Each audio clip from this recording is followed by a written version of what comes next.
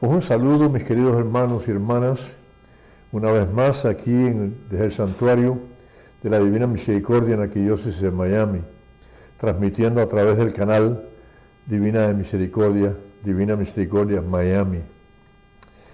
Hoy la reflexión que vamos a compartir con ustedes se titula Sumérgete en mi pasión.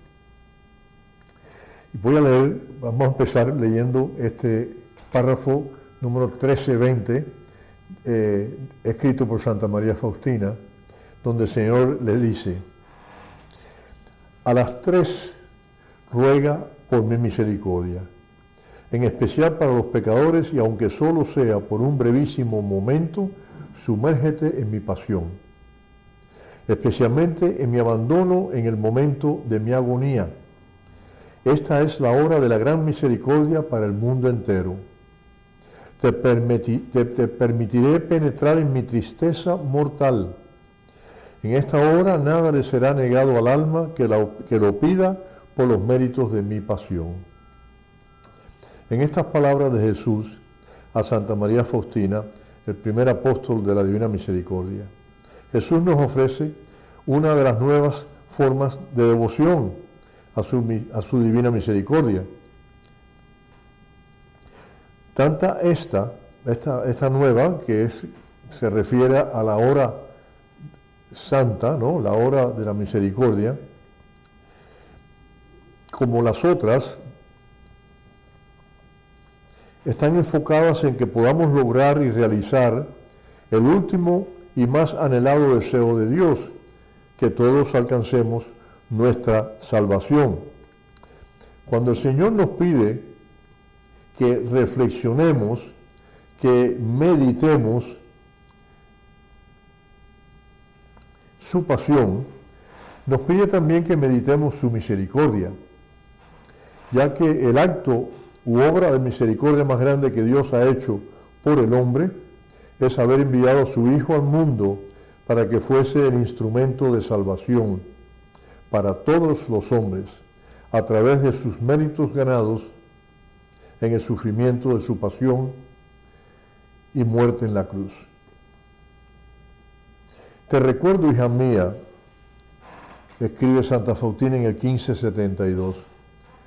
El Señor le dice: te recuerdo, hija mía, que cuantas veces oigas el reloj dando las 3, sumérgete totalmente en mi misericordia, adorándola y glorificándola. Suplica su omnipotencia para el mundo entero y especialmente para los pobres pecadores, ya que en ese momento se abrió de par en par para cada alma.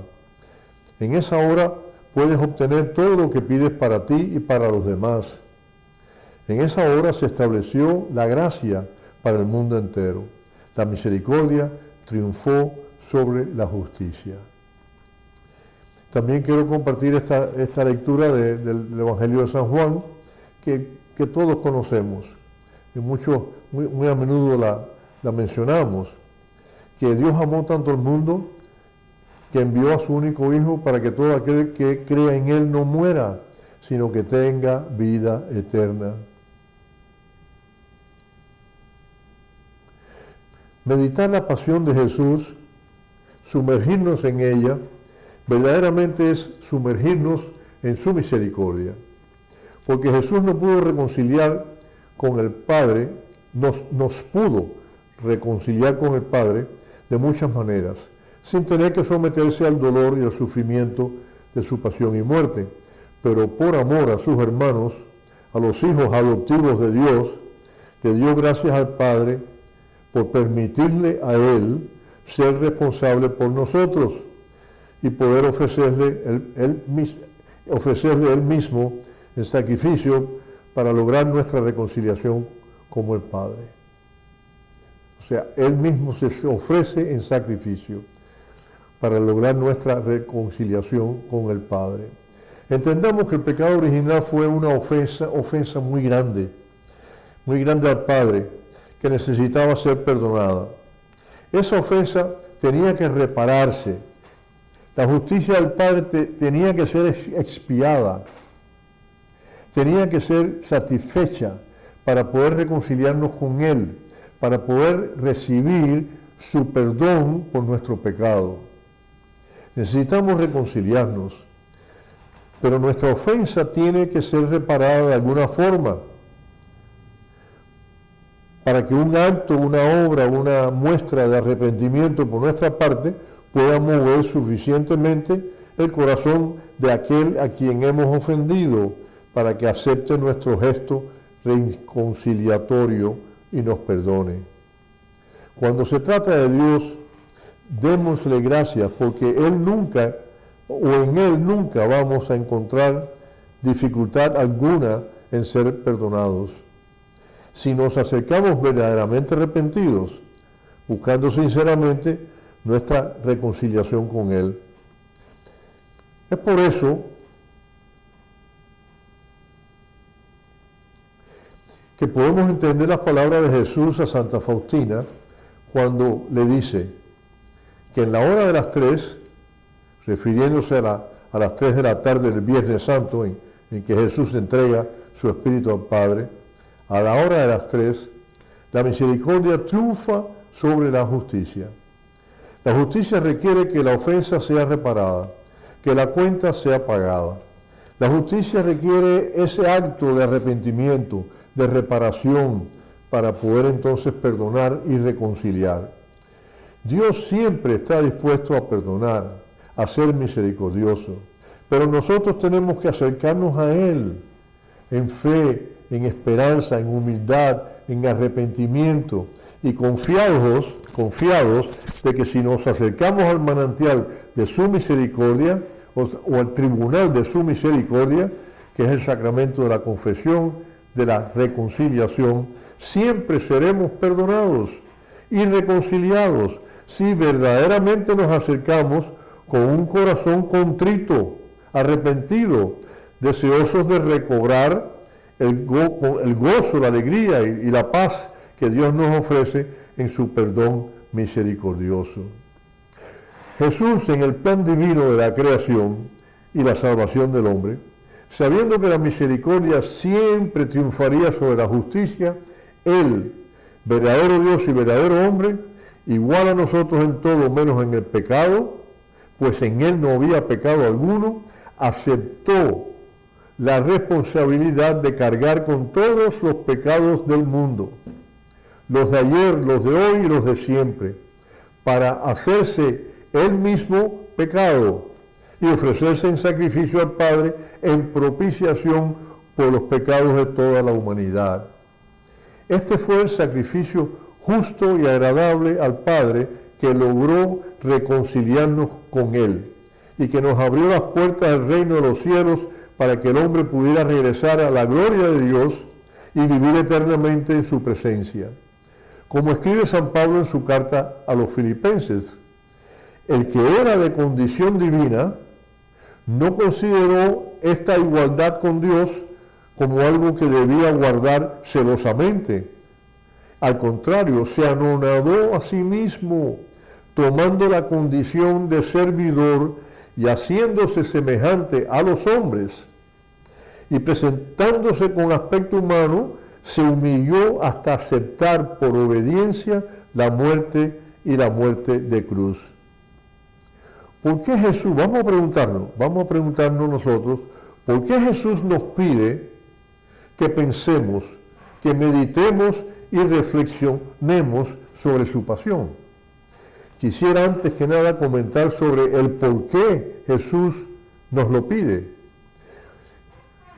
Diría yo, primero, Jesús nos quiere recordar que los sufrimientos que le causó su pasión y muerte en la cruz los soportó y los ofreció por todos nosotros.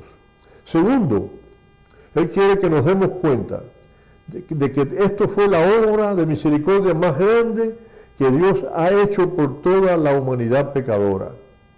Y tercero, Él quiere que nos demos cuenta y apreciemos que por este sacrificio de la cruz ofrecido al Padre, Él nos ha salvado, pues a través de este sacrificio, de su gloriosa resurrección de entre los muertos y su ascensión a los cielos, nos ha abierto las puertas de los cielos para que hoy toda la humanidad pueda alcanzar la salvación.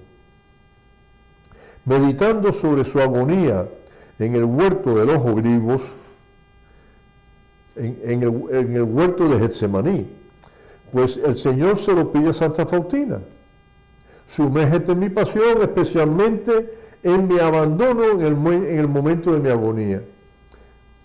Quisiera compartir con ustedes lo que he estado reflexionando al sumergirme y meditar en la pasión de Cristo. Sobre todo en dos momentos de su agonía.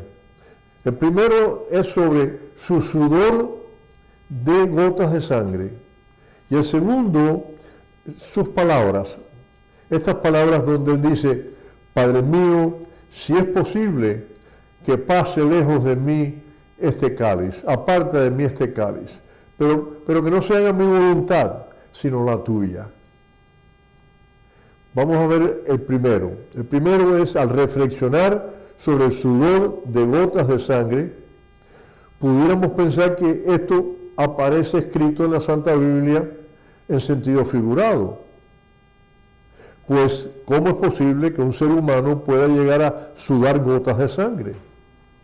Es verdad que pudiéramos entrar en un grado de ansiedad tan grande que nos cause sudar profusamente cuando esperamos tener que enfrentarnos a algo trágico o espantosamente doloroso, pero que nuestro sudor sean gotas de sangre, verdaderamente nunca he sabido o he escuchado que esto se haya manifestado en un ser humano. Sin embargo, al tratarse de Jesús, Hijo de Dios, Dios mismo, que al tomar nuestra naturaleza humana no renunció a su naturaleza divina, es decir, su divinidad, la cosa es diferente. Que Jesús sea capaz de sudar gotas de sangre, pues Jesús es el Dios hecho hombre.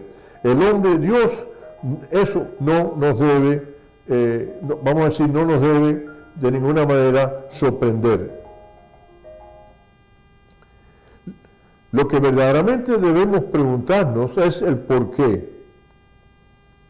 ¿Por qué Jesús suda gotas de sangre? Pienso en el hecho que Jesús echó encima de él todos los pecados de la humanidad. El pecado que el hombre ha cometido, comete y seguirá cometiendo hasta el último día, para poder hacer esto y lograr nuestra reconciliación con el Padre. Él se ofrece en sacrificio en nombre de toda la humanidad, un sacrificio para reparar la ofensa, el dolor que causa a Dios el pecado original del hombre. Es el hombre mismo el que debería pagar, sanar las heridas que el pecado le causó a sí mismo y a su prójimo, y que lo apartó de Dios. Este pecado tenía que ser redimido, pero el hombre no era capaz de hacerlo. Era necesario el perdón de Dios, era necesario que el hombre volviera a empezar de nuevo, borrón y cuenta nueva. Por eso Jesús, desde toda la eternidad, fue escogido por ser el Cordero de Dios, el Cordero sacrificado, el que quita los pecados del mundo. Jesús, a través de su sacrificio en la cruz, logra romper las cadenas del pecado y de la muerte, venciendo a su vez al demonio, para que nosotros podamos liberarnos y, libres del pecado, podamos salvarnos y entrar en el reino de los cielos para lograr esta reconciliación entre el hombre y Dios. Entonces Él se hace él mismo pecado. El Hijo de Dios se hace pecado para así ofrecerse al Padre, sufriendo su pasión que lo lleva a la muerte y muerte en la cruz. Este hecho de hacerse el mismo pecado es lo que más le afectó y por lo que más sufrió durante el tiempo que estuvo retirado en oración en el huerto de los olivos. Sufría el dolor que el Padre sentía ante la falta de confianza del hombre, ante el pecado de haber creído más la mentira y el engaño del demonio, y no a Dios, que le había dado su vida y que lo había ayudado a subsistir, facilitándose todas sus necesidades. Jesús, siendo Dios y hombre verdadero, sabía perfectamente lo que significaba el pecado para Dios. El pecado original había sido una ofensa muy grande hacia Dios. Jesús lo sabía. Jesús lo sabía. Él lo sabía porque él era Dios. Él era Dios. Él es Dios. Es Dios. Él experimentó el dolor que causó el pecado original. Experimentó la tristeza y el dolor que sintió el Padre al verse ofendido por el hombre desagradecido. Y ahora él se estaba convirtiendo en esa misma ofensa. O sea, ese mismo pecado que había ofendido tanto a su Padre. No digo yo si llegó a sudar profusamente y mucho más sudó gotas de sangre. El segundo momento es cuando, meditando sobre su agonía en el huerto, él reflexiona sobre las palabras que Jesús dirige al Padre. Padre mío, si es posible que pase lejos de mí este cáliz, pero que no se haga mi voluntad, sino la tuya.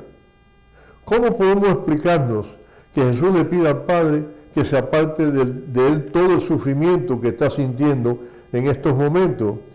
Y él, que se aproxima cuando él es Dios hecho hombre, sabe perfectamente que desde antes de la creación, Dios había decidido que Él fuera nuestro Redentor y Salvador. Aquí lo que el Espíritu Santo me muestra es que Jesús es una sola persona, pero nunca dejó de poseer su naturaleza divina cuando aceptó poseer la naturaleza humana. Jesús es una sola persona con dos naturalezas y por consiguiente con dos voluntades. La voluntad divina de Dios es que todos esos hombres se salven, todos. El plan de Dios para la humanidad fue planificado desde el momento en que Dios decide compartir su divinidad y por eso tiene que crear fuera de sí mismo. Tenía que crear de la nada a esa criatura con la cual quería compartirse. Desde el principio, el deseo de Dios fue crear al hombre, pero antes de hacerlo, tenía que crear todo aquello que era necesario para que el hombre existiera y subsistiera.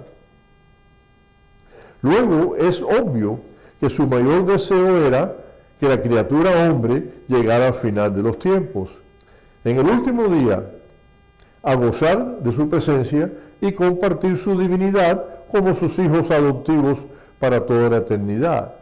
Es decir, y repetimos, la voluntad de Dios es que todos los hombres se salven. Pero no podemos negar la humanidad de Jesús, pensando que, como era Dios, no podía sufrir los dolores espantosos de su pasión y muerte en la cruz. No.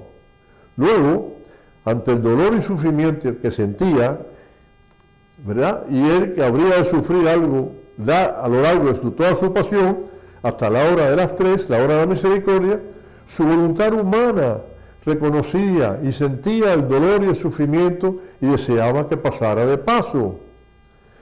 Sin embargo, su voluntad divina, esa voluntad de Dios, la voluntad del Padre, Hijo y del Espíritu Santo, por eso clamaba él al Padre que no se haga mi voluntad, Señor, que no se haga mi voluntad humana, sino la tuya. Es decir, la voluntad divina de Dios. Divina de Dios. Otras maneras de sumergirnos en la pasión de Cristo, que yo pudiera sugerirles, y que lo hemos hecho muchas veces, es meditando las estaciones de la cruz, del Vía Crucis. Otras veces rezar los misterios Santo Rosario, sobre todo los misterios dolorosos, su agonía, la flagelación, la coronación de espinas, la corona de espinas, el camino hacia el Calvario, las caídas y finalmente la crucifixión del Señor. También podemos meditar lo que significa y lo que es el sacramento del bautismo y lo mismo el sacramento de la Eucaristía. Y también cuando rezamos la coronilla en la hora santa, la hora de la misericordia. Pues sí, mis queridos hermanos, yo creo que con esto estamos verdaderamente enfocándonos en la pasión del Señor. Así que vamos a despedirnos hasta mañana y les bendecimos. En el nombre del Padre, del Hijo y del Espíritu Santo. Amén. Jesús, en ti confío.